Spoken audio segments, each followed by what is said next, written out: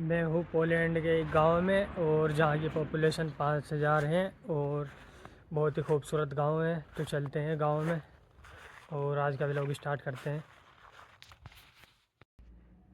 ये सामने जो खंबे लगे हुए हैं ये ग्रीन एनर्जी वाले हैं, पूरे गांव में लगे हुए हैं काफ़ी सारे। और टेम्परेचर हो रहा है -7 डिग्री आज का। और जब मैं आया था यहाँ की बर्फ़ जब 2 दिन तक गिरी थी, उसके बाद वो बर्फ़ घुलने में पूरा 1 महीने का टाइम लगा और फिर से इतनी बर्फ़ गिर गई कि अभी लगता नहीं है अगले 15 दिन तक भी जाएगी। लोगों ने अपने घरों के अंदर लकड़ी जला के और गर्माहट बनाए रखते हैं जिससे कि सर्दी कम लगे। बहुत सारे घरों में अभी भी लकड़ियों का इस्तेमाल करते हैं लोग। इधर भी है, शाम के टाइम होते ही धुआं निकलना लगता है बहुत सारे घरों के अंदर से। सामने ही निकल रहा है उस घर से, देखो वो रहा।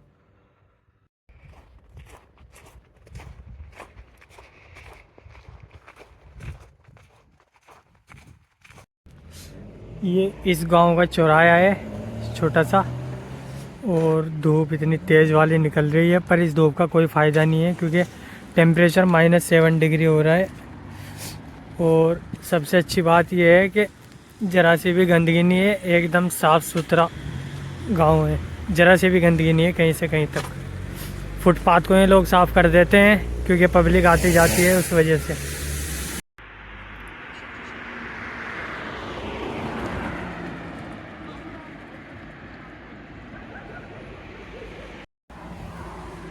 अभी मैं आया हूँ चर्च के पास, जो जिस चर्च की मेरे घर के पास में आवाज़ आ रही थी। और ये वो चर्च है यहाँ पे। ये रहा, ये इकलौता ही चर्च है इस गांव में। काफ़ी बड़ा चर्च है। इसके बाद यहाँ पे ना कोई मस्जिद है ना कोई मंदिर है। मैंने गलती कर दी, ऐसे आ गया, मेरे हाथ सुन हो गए, बिना हैंड ग्लव्स के आ गया मैं। यहाँ के लोग बस दो ही चीज़ों का यूज़ करें, या तो साइकिल और या फिर क्या नाम कार। यहाँ पे कोई भी बाइक का यूज़ नहीं करता क्योंकि सर्दी इतनी है, साइकिल चला के तो शरीर को गर्माहट मिल जाए।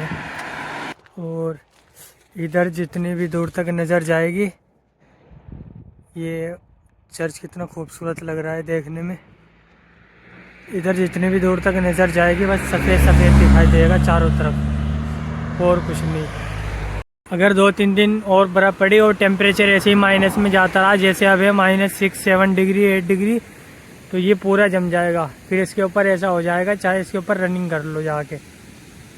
ये तालाब ऐसा है और पूरे पार्क के अंदर बर्फ़ ही बर्फ़ जमी हुई है, पेड़ के ऊपर भी।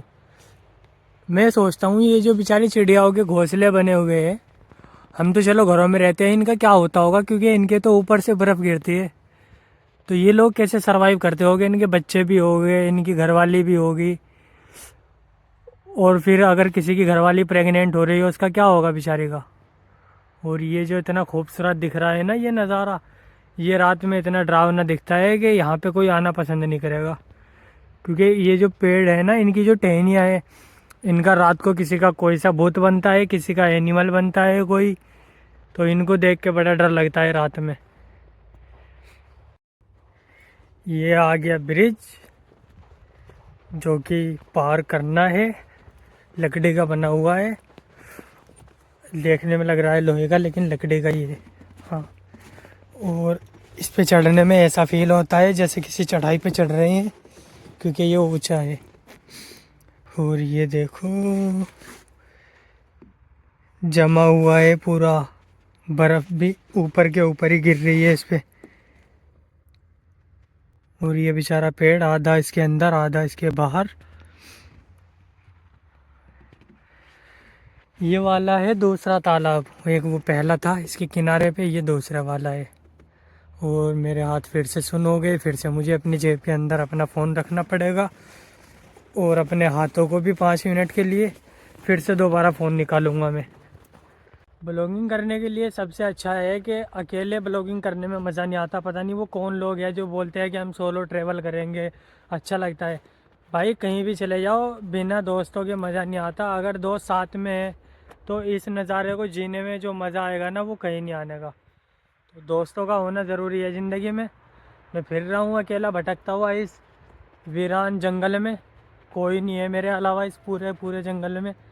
और इसमें एक घर भी बना हुआ है जो कि बहुत ही ज़्यादा डरावना दिखता है। मैं दिखाता हूँ, ये सामने ही है वो घर। मैं उसी की तरफ जा रहा हूँ। इस डरावने जंगल में कौन बैठना पसंद करेगा रात को आगे, जब लाइट जली हुई होगी और यहाँ पे कोई अकेला बैठे रात को, और इसी के सामने ये डरावना घर है। मैं उस डरावने घर के पास में आ गया। मेरे घर बिल्कुल आंखों के सामने ही है, और पास में ही एक लड़की भी है यहाँ पे, जो कि अपने कुत्ते को लेके आई हुई है, लोकल होगी यहाँ की। और ये वो मकान है जो कि मैं बात कर रहा था, जिस डरावने घर की। पर आशिकों की कमी यहाँ पे भी नहीं है। यहाँ पे कोई आशिक क्या आया होगा और उसने यहाँ पे क्या कर रखा है, लव यू लिख रखा है, और काफ़ी सारे दिल बना रखे हैं।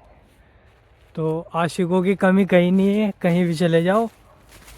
इस घर के बाहर ये बोर्ड लगा रखा है, शायद वार्निंग का होगा, क्योंकि रेड कलर में है, इस पे लिखा हुआ ओ वागा।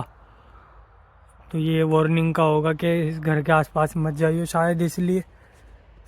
पर है कुछ खास है नहीं इसके अंदर, सिवाय ईंटों के। अंदर तो मेरा भी जाने का मन नहीं कर रहा, बस बाहर से ही देख लूँगा इसको। और एक बोर्ड ये लगा रखा है येलो कलर का, इस पे भी लिखा हुआ है यहाँ की लोकल लैंग्वेज में ही है। तो अपने बस के बाहर है यहाँ की लैंग्वेज को पढ़ना। और अब मैं जा रहा हूँ अपने घर की तरफ, जो कि मेरा तो है नहीं, इसी गांव वालों का है, पर उस घर का नाम है मलिक। और ये अब मुझे दूसरा जंगल पार करना पड़ेगा उसके लिए, इस पार्क के अंदर, और फिर वो मलिक हाउस आ जाएगा।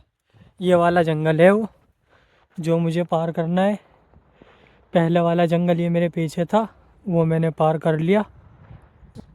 मैं जहाँ से आया था वहाँ का टेम्परेचर रहता था गर्मियों में 42 45, और सर्दियों में तकरीबन 15 16 13, और हाईएस्ट जो जाता था 3 4 5 डिग्री तक। पर यहाँ का टेम्परेचर जो मैंने देखा ना, जब से मैं आया, माइनस से ऊपर जा ही नहीं रहा। अगर कम से कम भी रहेगा तो -2 3 तो रहना ही रहना, उससे कम तो जाने का ही नहीं यहाँ का जो हाल है।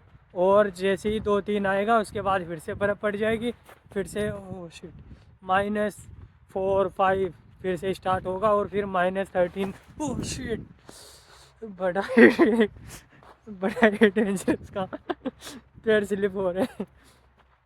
-13 14 15 तक जाएगा।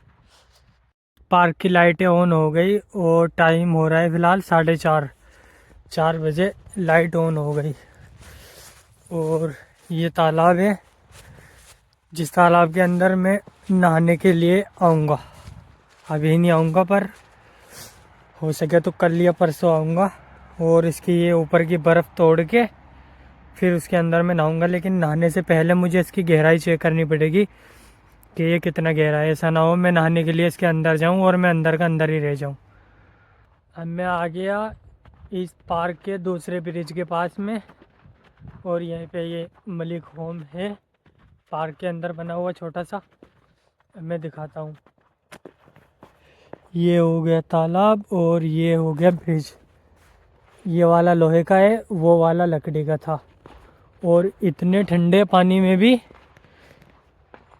बत्तख पानी के ऊपर तैर रही है। बताओ इनको सर्दी नहीं लगती क्या भाई? क्या चीज़ है, ये तैर रही है पानी के ऊपर। और जिसकी मैं बात कर रहा था ये है वो मलिक हाउस।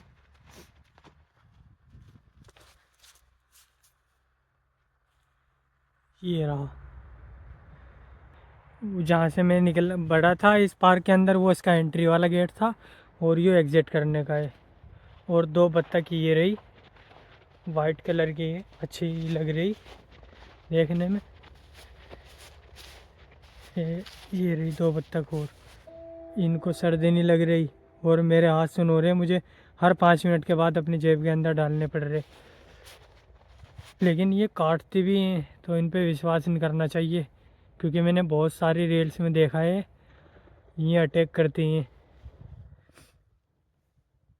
इस बर्फ़ में चलते हुए मेरे पैरों में बस एक ही आवाज़ आ रही, cutter cutter cutter cutter cutter cutter, क्योंकि ये बर्फ़ से गिरी हुई है। और जहाँ भी मैं पैर रखता हूँ 1 इंची नीचे चली जाती है वो। और सिर्फ मेरे ही पैरों के निशान है यहाँ, और किसी के है भी नहीं, मैं अकेला ही जा रहा हूँ। और ये सामने यहाँ पे स्टेडियम बना हुआ है इस गांव में, और ये यहाँ पे एक छोटा सा जिम है इस स्टेडियम के बराबर में। और ये सामने हो गया स्टेडियम। बस यहाँ पे मैंने लिखा है अपना नाम MK ओबेरॉय, और इसका ई मुझसे ज़्यादा अच्छा बना नहीं क्योंकि मेरी राइटिंग बहुत ही गंदी है। फॉरनर हमें यहाँ पे, और हम क्या करते हैं, एक ये ठंडी सी जैकेट, एक ये गर्मियों का बनियान, और उसके नीचे ये भी ठंडा है गर्मियों का। और यहाँ के जो लोकल हैं उनकी अगर कोई हालत देखे, वो मोटी मोटी जैकेटें पहन के फिरते हैं, जबकि पहन के हमें फिरना चाहिए। ऐसा लग रहा है यहाँ पे हम यहाँ के लोकल है, और जो यहाँ के लोकल है वो फॉरेनर है, वो यहाँ घूमने के लिए आए हुए। बस यही सब था इस गांव के अंदर। इससे ज़्यादा तो कुछ खास है नहीं, बस इससे ज़्यादा कुछ है तो वो है इस गांव की शांति, जो कि सभी को चाहिए। क्योंकि यहाँ पे एक तो ज़रा सा भी पॉल्यूशन नहीं है दिल्ली की तरह, और शांति वाली ज़िंदगी गुजरती है। ना गाड़ी वाले यहाँ पे हॉर्न देते बार बार जैसे बजाते हैं, सुकून के साथ जाते हैं, सुकून के साथ आते हैं। जो भी लोग होता है मेरा यहीं पे ख़त्म। वीडियो कैसी लगी कमेंट करके बताना, और जिसका कोई भी सवाल हो वो कमेंट करके पूछ लेना, मैं कमेंट में उसके जवाब दे दूँगा। और बाकी जिन लोगों ने इंस्टाग्राम पे फॉलो नहीं किया वो इंस्टाग्राम पे फॉलो कर लो। बाकी मिलते हैं एक और नई वीडियो के साथ बहुत जल्दी।